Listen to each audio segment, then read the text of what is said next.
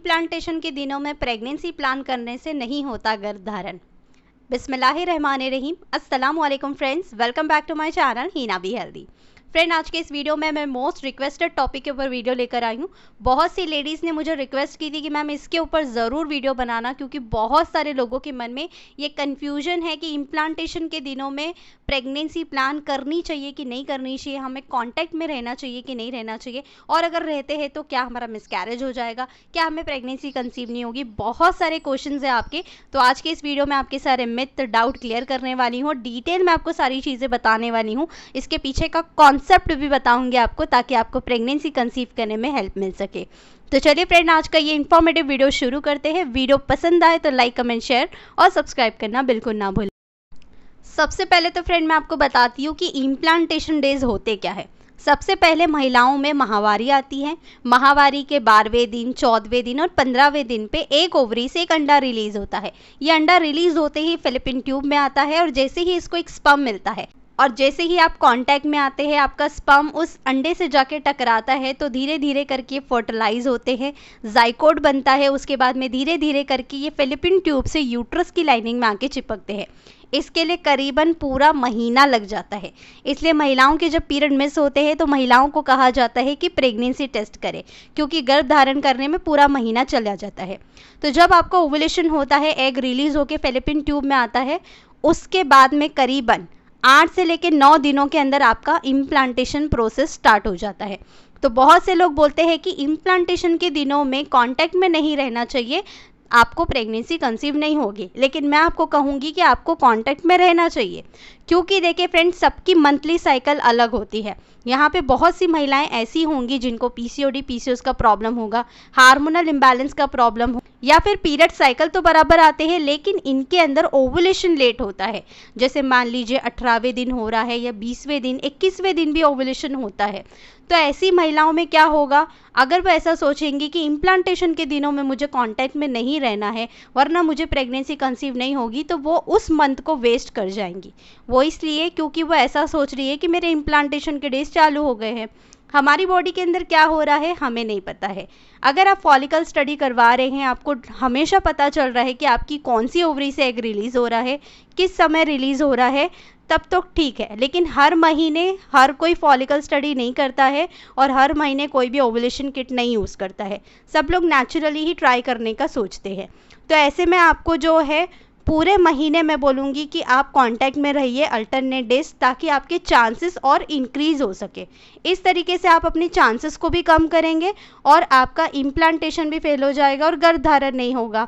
जिन महिलाओं के अंदर लेट ओवुलेशन होता है तो उनको हाईली रिकमेंड करूंगी मैं, जब तक पीरियड नहीं आते कांटेक्ट में रहिए, एक दिन छोड़ के एक दिन। इससे आपका इम्प्लांटेशन जो है वो और इन्हेंस होता है और कंसीव करने के चांसेस आपके और बढ़ते हैं। इसलिए आप लोग ऐसा बिल्कुल मत सोचिए कि ओवुलेशन पीरियड के बाद में हमें कांटेक्ट में नहीं रहना है। अब एक बात ये भी बता दूं, जितनी भी महिलाएं हेयर वॉश ट्रिक फॉलो कर रही है, जैसे कि मैंने अपने वीडियो के अंदर बताया था कि अगर आप पीरियड के 21वें दिन से हेयर वॉश नहीं करते हैं तो आपको कांटेक्ट में नहीं रहना है। वो इसलिए नहीं रहना है, इसके पीछे एक रिलीजियस रीज़न है। वो इसलिए क्योंकि जब हम कांटेक्ट में रहते हैं तो हमें नहाना पड़ता है, पाक साफ़ होना पड़ता है, क्योंकि हमें नमाज़ पढ़नी होती, कलाम पाक की तिलावत करनी होती है। मेरी जितनी भी हिंदू बहनें हैं उनको गीता पढ़नी होती है, पूजा करनी होती है, तो इसलिए उनको नहाना बहुत ज़्यादा ज़रूरी है। और अगर आप कांटेक्ट में नहीं रहते हैं तो अगर आप सिर से नहीं नहाते हैं, बॉडी भी वॉश कर लेते हैं, तो वो आपके लिए इनफ है। इसलिए मैंने अपने वीडियो में कहा है कि पीरियड के 21वें दिन से आप ना कांटेक्ट में रहेंगे और ना ही हेयर वॉश करेंगे। लेकिन अगर फ्रेंड आप लोग हेयर वॉश वाली ट्रिक फॉलो नहीं कर रहे हैं और आपके पीरियड बहुत ज़्यादा गड़बड़ाए हुए हैं, बहुत ज़्यादा इर्रेगुलर है, कभी आते हैं कभी नहीं आते हैं, तो आपको यही सलाह दूंगी कि जब तक पीरियड नहीं आते आप लोग अल्टरनेट डेज यानी एक दिन छोड़ के एक दिन ज़रूर ट्राई करें प्रेगनेंसी के लिए, क्योंकि इसमें आपके चांसेस हाई होते हैं प्रेगनेंसी के और आपका इम्प्लांटेशन इन्हेंस होता है। अगर आप ट्राई कर रहे कंसीव करने के लिए इम्प्लांटेशन दिनों में तो कोई नुकसान नहीं है। आप ये किसी डॉक्टर से भी पूछ सकते हैं, आपके जो भी आसपास के डॉक्टर है या जो डॉक्टर से आप इलाज करवा रहे हैं उनको एक बार ज़रूर पूछ के देखना कि इम्प्लांटेशन के दिनों में अगर मैं कांटेक्ट में रहती हूँ तो क्या मेरा इम्प्लांटेशन फेल हो जाएगा, मुझे कंसीव नहीं होगा। वो आपको यही बोलेंगे कि ऐसा किसने, क्योंकि इम्प्लांटेशन के दिनों में कांटेक्ट में रहने से कोई भी तरह का नुकसान नहीं है, ना इसके ऊपर कोई रिसर्च हुई है। तो इस चीज़ को अपने दिमाग से बिल्कुल बाहर निकाल दीजिए। मैं तो कहूँगी कि ज़रूर रहिए, जब तक पीरियड नहीं आते हैं तब तक अल्टरनेट डेज ट्राई कीजिए, ताकि आपके चांसेस और इम्प्रूव हो सके। अब मेरी बहुत सी बहनों का ये भी सवाल होगा कि हेयर वॉश ट्रिक हमें फॉलो करना है तो हम कैसे कांटेक्ट में रहे और हेयर वॉश भी ना करें। तो फ्रेंड देखिए, हेयर वॉश जो ट्रिक है ना, वो सबके लिए लागू हो ज़रूरी नहीं है। यहाँ पे बहुत सारे लोग ऐसे भी हैं जिन्होंने हेयर वॉश ट्रिक फॉलो की, लेकिन उनके लिए वो सूट नहीं हुई, उनको इससे कोई फ़ायदा नहीं हुआ। ये डिपेंड करता है पर्सन टू पर्सन कि उनकी बॉडी कैसे रिएक्ट कर रही है। तो आप अगर 1 से 2 महीने हेयर वॉश ट्रिक फॉलो कर चुके हैं, फिर भी आपको सफलता नहीं मिली है, तो आपको करने की ज़रूरत नहीं है। आप नॉर्मली ट्राई कीजिए जब तक आपको पीरियड नहीं आ जाता, यानी इम्प्लांटेशन के दिनों में भी आप कांटेक्ट में रहिए, ताकि आपके चांसेस इंक्रीज हो सके। हेयर वॉश ट्रिक फॉलो करना सबके लिए ज़रूरी नहीं है और सबके लिए काम आए ये भी ज़रूरी नहीं है।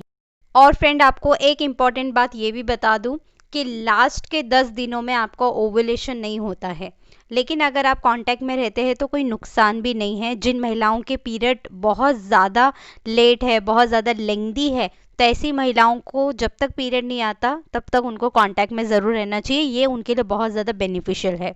आई होप फ्रेंड आपको ये छोटा सा वीडियो पसंद आया होगा। इस वीडियो में जो मैंने आपको जानकारी दी है वो आपको अच्छी तरीके से समझ में आई होगी। ये वीडियो छोटा ज़रूर है, लेकिन इसमें जो मैंने आपको जानकारी दी है वो आप लोगों के लिए बहुत ज़्यादा ज़रूरी है।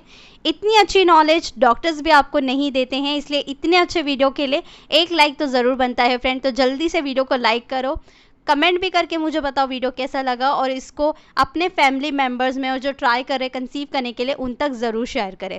अपने ओवुलेशन डेज को ट्रैक करने के लिए आज ही हीना हेल्थ एंड्रॉयड एप्लीकेशन डाउनलोड कर ले अपने मोबाइल में। लिंक आपको नीचे डिस्क्रिप्शन बॉक्स में मिल जाएगा। तो फ्रेंड मैं मिलती हूँ आप लोगों से नेक्स्ट वीडियो में नेक्स्ट इंटरेस्टिंग टॉपिक के साथ। जब तक के लिए अल्लाह हाफिज़। अगर आप लोग कोई रिक्वेस्टेड टॉपिक चाहते हैं तो मुझे कमेंट सेक्शन में ज़रूर बताइए, इंशाल्लाह मैं उसके ऊपर वीडियो ज़रूर बनाऊँगी।